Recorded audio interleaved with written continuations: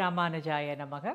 திருக்கோளூர் பெண் பிள்ளை ரகசியம் இந்த தொடரில் நாம் இன்னைக்கு பார்க்க இருக்கிற வாக்கியம், அனுகூலம் சொன்னேனோ மால்யவானை போல. திருக்கோளூர் பெண் பிள்ளை இந்த அனுகூலம் சொல்லுதல் அப்படிங்கிற வைணவத்தினுடைய ஒரு மிகப்பெரிய தத்துவத்தை இந்த வாக்கியம் மூலமாக எம்பெருமானார்கிட்ட சொல்கிறாங்க. அது என்ன தத்துவம் அப்படின்னா, தடுத்தாட்கொள்ளுதல். ஒருத்தர் ஒரு தவறான பாதைக்கு போகும் பொழுது அதை தடுத்தாட்கொண்டு எம்பெருமான் மேலே அவங்களுடைய பக்தியை திருப்புவதை தான் அனுகூலம் செய்தல் அப்படின்னு நாம் வைணவத்தில் ஒரு தலையாய கொள்கையாக நம்ம தொடர்ந்து பின்பற்றி வரோம். அதைத்தான் இந்த இடத்துல சொல்கிறாங்க. மால்யவான் எப்படிப்பட்ட அனுகூலத்தை செய்தார்? மால்யவான் யார்? மால்யவான் யாருன்னு தெரிஞ்சுக்க நாம் ராமாயண காதையை தெரிஞ்சுக்க வேண்டிய அவசியம் இருக்குது. ராமாயணத்தில் கேதகின்னு ஒரு அரக்கர் குலத்தை சேர்ந்தவர் இருக்கார். இந்த கேதகிக்கு வித்வகேசன்னு ஒரு மகன், இவருக்கு ஒரு மகன், அவருடைய பேர் சுகேசு. சுகேசுக்கு 3 மகன்கள், மால்யவான், மாலி, சுமாலி அப்படிங்கிற 3 மகன்கள். இவர்கள் யார் அப்படின்னா, ராவணனுக்கு தாய் வழி பாட்டனார் முறையில் வருகிறவர்கள். இந்த மால்யவான், மாலி இவர்களுக்கு ரொம்ப நல்ல ஒரு பாடம் எல்லாம் நடைபெறுறது. பிரம்மதேவன் என்ன பண்ணுறான்னா, அந்த காலகட்டத்தில் ரொம்ப அழகான ஒரு நகரம் நிர்மாணிக்கணும்னு சொல்லி இலங்கையை ரொம்ப அழகான, இது போல் ஒரு நகரம் இல்லைன்னு சொல்லக்கூடிய அளவுக்கு ரொம்ப அழகாக ஒரு நகரமாக நிர்மாணிக்கிற இந்த காலகட்டத்தில் தான் மால்யவான், சுமாலி, மாலி இந்த 3 சகோதரர்களும் வளர்ந்து வராங்க. இவர்களும் பாடசாலையிலெல்லாம் படித்து ரொம்ப நல்ல ஒரு அரக்கர் குலத்தை சேர்ந்தவர்களாக இருந்த போதிலும் நிறைய படித்து பன்னூல் கற்றவர்களாக வளர்ந்து வரக்கூடிய ஒரு காலமாக இருக்குது. அப்படிப்பட்ட காலத்தில் இவ்வளோ ஒரு செல்வ செழிப்பான இந்த இலங்கையை பார்த்தது இவங்க 3 பேருக்கும் ஆசை வருது. அங்கிருந்து பிரம்மன் குபேரனுக்காக படைத்த அந்த இடத்துல குபேரனை விரட்டி விட்டுட்டு அந்த இடத்த போய் ஆட்படுத்தி கொண்டு இவர்கள் அதில் ஆட்சியை நடத்த துவங்குறாங்க. அப்படி இருக்கும் பொழுது இன்னும் எப்படியெல்லாம் செல்வம் சேர்க்கலாம் அப்படின்னு எங்கெங்கெல்லாம் அரக்கர்கள் இருக்காங்களோ அவங்கள எல்லாரையும் ஒன்று திரட்டி கூட்டிகிட்டு நமக்கு சொந்த இடம் இருக்குப்பா லங்கை, இதை விட்டு நீ வேற எங்கேயோ எதுக்கு கஷ்டப்படுற அப்படின்னு இவங்களுடைய உற்றார் உறவினர் எங்கெங்கெல்லாம் அரக்கர்கள் இருக்காங்களோ எல்லாரையும் கூட்டின்னு இந்த லங்கையிலேயே அப்படியே தனக்கு பெரிய வலுவான படையை சேர்த்து இருக்காரு. அப்படி இருக்கிற காலகட்டத்தில் என்ன ஆகும்? தனக்கு பலம் வந்தால் மற்றவர்களை, அதுவும் வலியவர்களை துன்புறுத்துறது அப்படிங்கிறது ஒரு பெரிய காரியம். அதனால எங்கெங்கெல்லாம் பாவமாக அப்பாவியாக இருமுடியெல்லாம் கட்டிட்டு காட்டில் தபஸ் பண்ணுறாங்களோ அவங்களெல்லாம் மிரட்டுறது, அவங்களெல்லாம் பயமுறுத்துறது, அச்சுறுத்தி மிரட்டி அவர்களோட தபஸை பண்ண விடாமல் தடுத்து அவர்களிடமிருந்து இந்த வறியவர்கள் எளியவர்கள்ட்டிருந்து எல்லாத்தையும் வரிஞ்சு பிடுங்கிண்டு அவங்கள துரத்தி விடுறது, அவர்களுடைய காட்டை போய் தான் ஆக்கிரமிக்கிறது, இப்படி கொஞ்சம் கொஞ்சமாக செய்து அடுத்ததாக இவர்கள் கை வைத்த இடம் தேவர்கள்.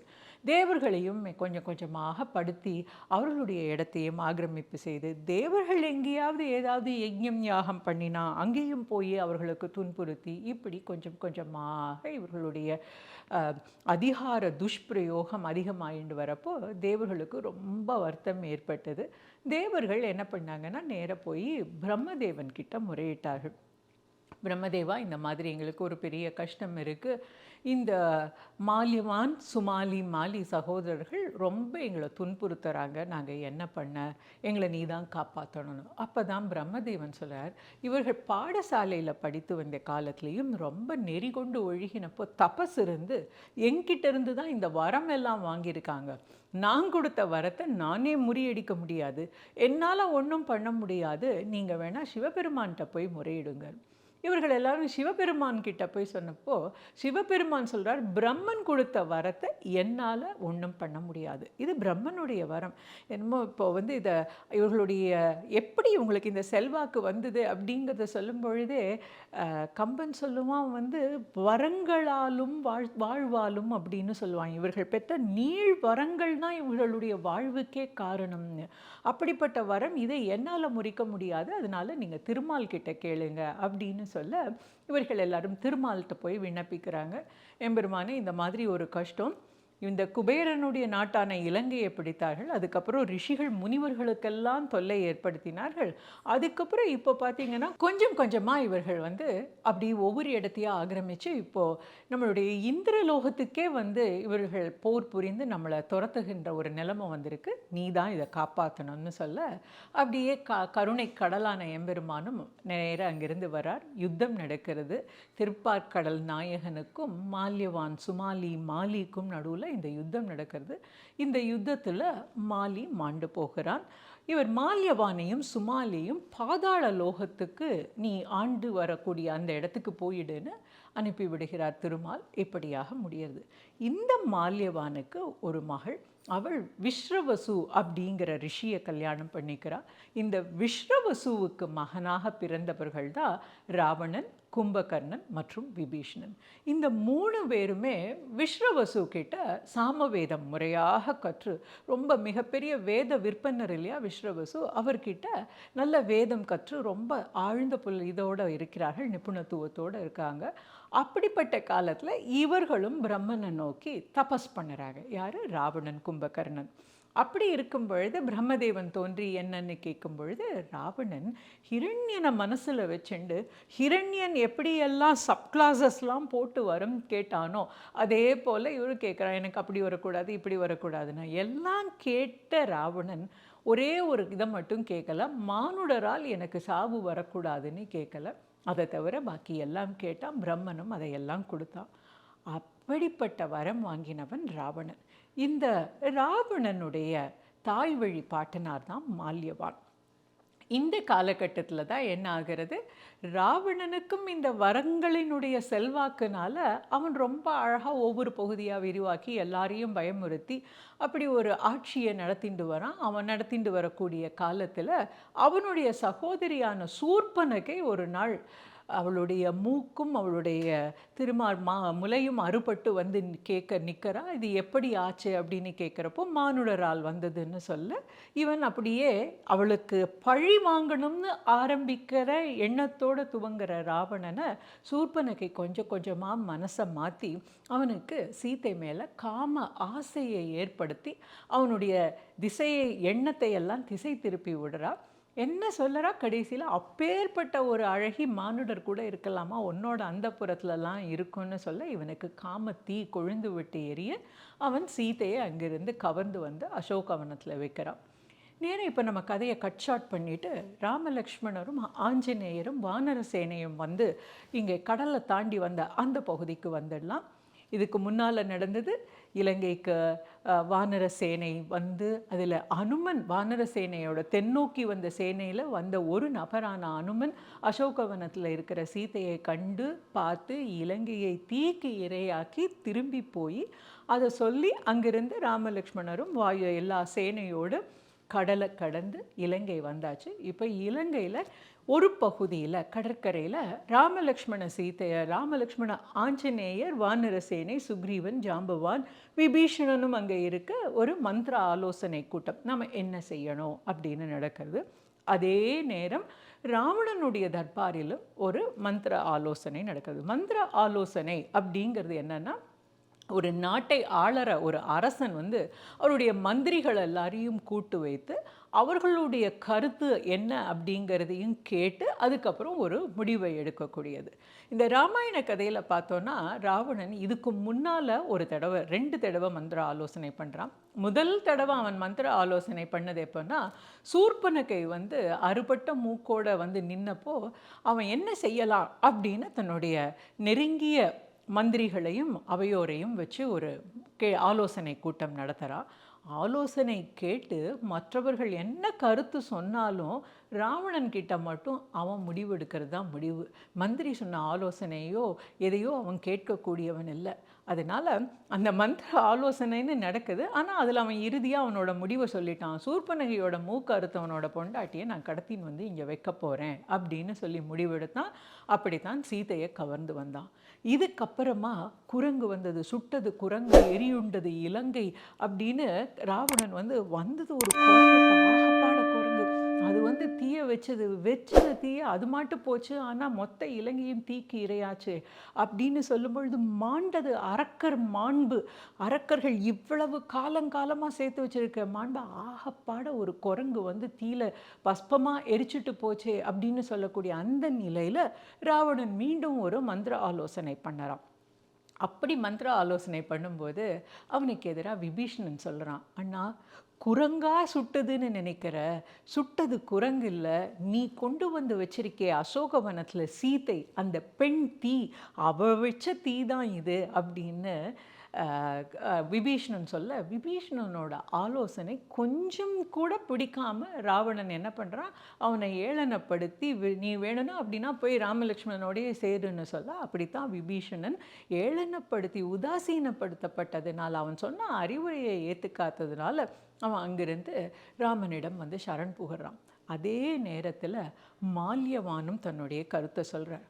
மால்யவானுக்கு என்ன இதுன்னா, இவ்வளவு நாட்களாக நாம் அரக்கர்கள் ஒரு விதமாக ஆண்டு வருகிறோம், இது எல்லாம் பேரன் செய்யக்கூடிய இந்த செயல்னால அப்படி ஒன்றும் இல்லாமல் போயிட போகிறது, இது மொத்த அரக்கர் குலத்துக்கே இது கேடாக இருக்க போகுது அப்படிங்கிற ஒரு பயம் ஏற்பட மால்யவான் ராவணனுக்கு அறிவுரை சொல்கிறார்.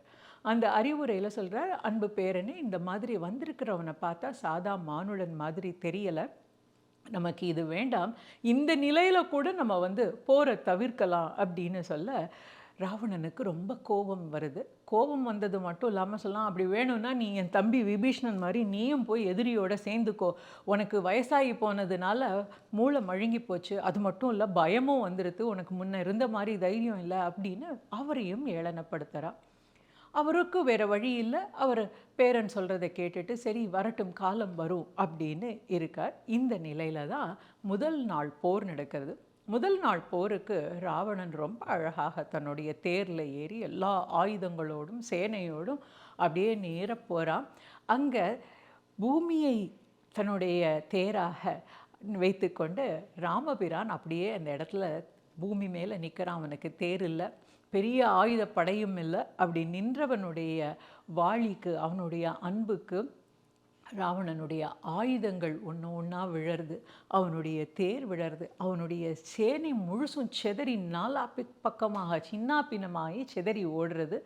ஒன்றும் இல்லாமல் நிராயுத பாணியாக நிற்கிறான். அப்படி நிராயுத பாணியாக நின்னவனை பார்த்து, இன்று போய் நாளை வா போர்க்கு என இயம்பினன் ராமன் வந்து சொல்கிறான், நீ நிராயுத பாணியாக இருக்கிறவங்க கூட போரிட்டு ஜெயிக்கிறதுல எனக்கு எந்த பெருமையும் இல்லை, நீ போயிட்டு நாளைக்கு உன்னோட ஆயுதங்களோடு வா அப்படின்னு சொல்ல, அந்த போர் முகத்திலிருந்து தோல்வியோடு அப்படியே ராவணன் உள்ளே வரான். ரொம்ப சோர்வாயி ராவணன் அரண்மனைக்கு வரான். சோர்வாக இருக்கிறப்ப நாமெல்லாம் செய்கிறது மாதிரியே அவனும் வந்து அப்படியே கட்டிலில் படுக்கிறான். 10 தலை ராவணன் அவ்வளோ பெரிய சோர்வு, இதுக்கு முன்னால் தோல்வியே பார்க்காதவன், போர் முகத்தில் திரும்பி வரக்கூடிய இப்படி ஒரு தோல்வியோடு திரும்பி வருகின்றதுன்னா என்னன்னே தெரியாதவன் தோல்வியோடு வரான். ரொம்ப வருத்தப்படுறான். அப்படியே அவன் வந்து படுத்துக்கிறான். அப்படி சோர்ந்து இருக்கிற நிலையில் பேரனை பார்க்கறதுக்காக மால்யவான் வந்த மால்யவான் ராவணனுக்கு மெதுவாக பேசத் தொடங்குகிறார். ராவணா, வந்திருக்கிறது சாதாரண மானுடர்கள் அல்ல, இவர்கள் வேறு மிகப்பெரிய சக்தி பொருந்தியவர்கள். நீ நினச்சிப்பாரு, சாதாரண மானிடன் யாராலையாவது அம்பை போட்டு சமுத்திரத்தை நிறுத்த முடியுமா? ஒரு அம்பால சமுத்திரத்தையே நிறுத்தியிருக்கான். சமுத்திரராஜன் எழுந்து வந்து இவனுக்கு வணக்கம் சொல்லி வழி விட்டுருக்கான்னா இவன் எவ்வளவு பெரிய சக்தி நிறைந்தியவனாக இருக்கணும் இல்லையா?